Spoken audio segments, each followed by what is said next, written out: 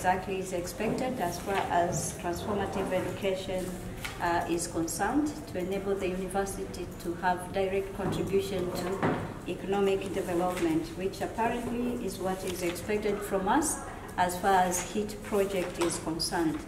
Participants were also trained about learner-centered curricula, all the way from justification, philosophy, program level learning outcomes, course learning outcomes, course content. We were also brought to be aware about how to balance the content in the curricula so as to make it more student-centered. We also we are able to use the concept of must know, should know, and may know to balance our curriculum so as to make it really a learner-centered. We also had an opportunity to share the international benchmarking so that the team that are working in the curriculum can improve it. On the curricula also assessments, methods for learner-centered were covered.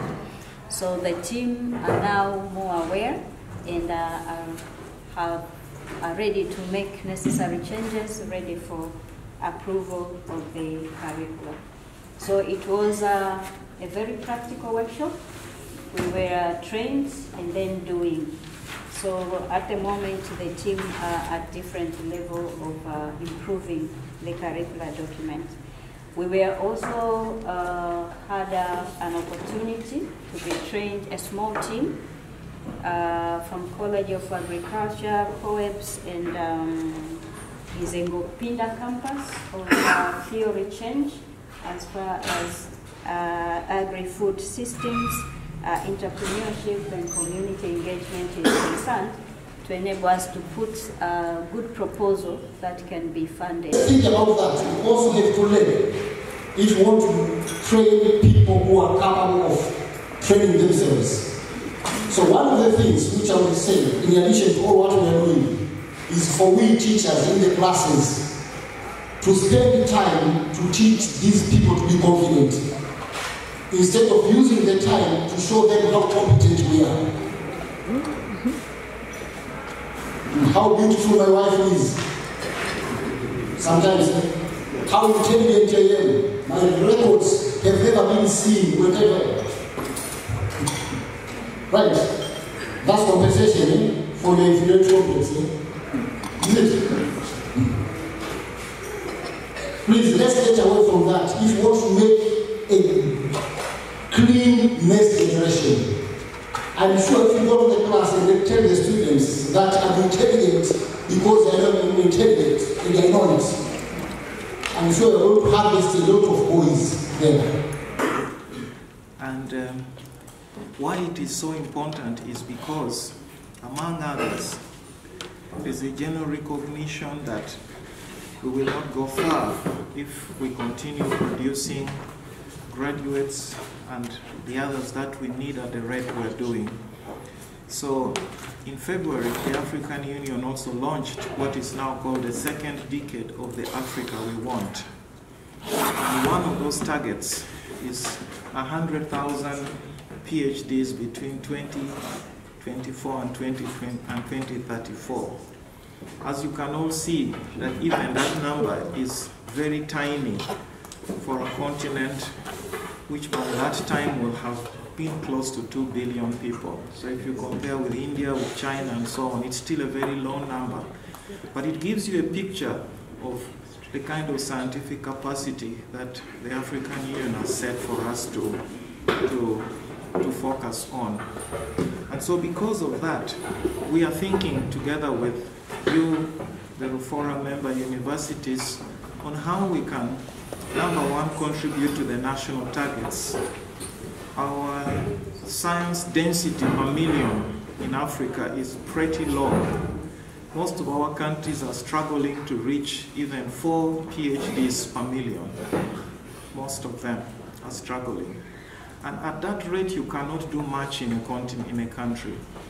And so because of that, agriculture being the cornerstone of most of what we do, and this being an agriculture university, we think it's critical that we strengthen our science capability. And I'm using the word capability as opposed to capacity intentionally, because capability looks at a much broader range of things in the ecosystem you need to think about.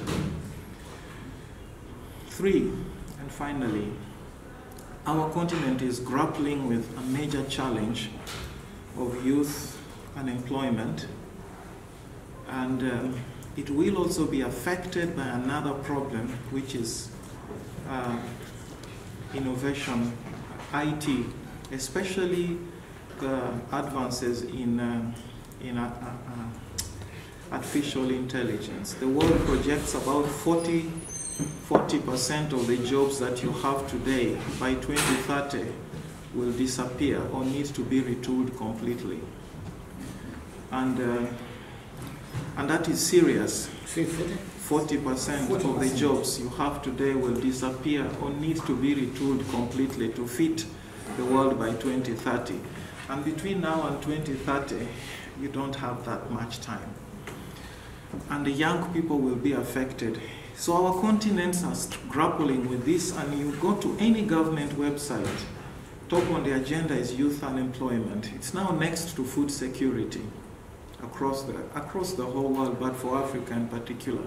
The main reason it was to brush us on improving some knowledge and skills with regarding to how to revise the curriculum, which aim to produce the graduate who will be able to solve the existing problem within the society. The main lesson that I have been learned from this workshop that we need to produce the curriculum which will be able to address the problem which is existing in the society, meaning that we need to consider the entry requirement for the job within the society, meaning that the main consideration should be what are the requirements of the society with regard to the graduate who will be producing, so that we'll be able to produce the learning outcome which will address the existing gap with regard to the employment which exists within the society. These are among the major aspects that I have learned from this workshop. Currently, we have already the revised curriculum, but after this workshop, we are expecting now to refine, to improve, to incorporate some different aspects that we've been learned from the workshop, so that we'll be able to produce a very good curriculum that will address the problem that exists within the society with regard to the employability, but also being able to produce the graduate will be able to create the employment for themselves and being able to employ the other citizens or other people within the society.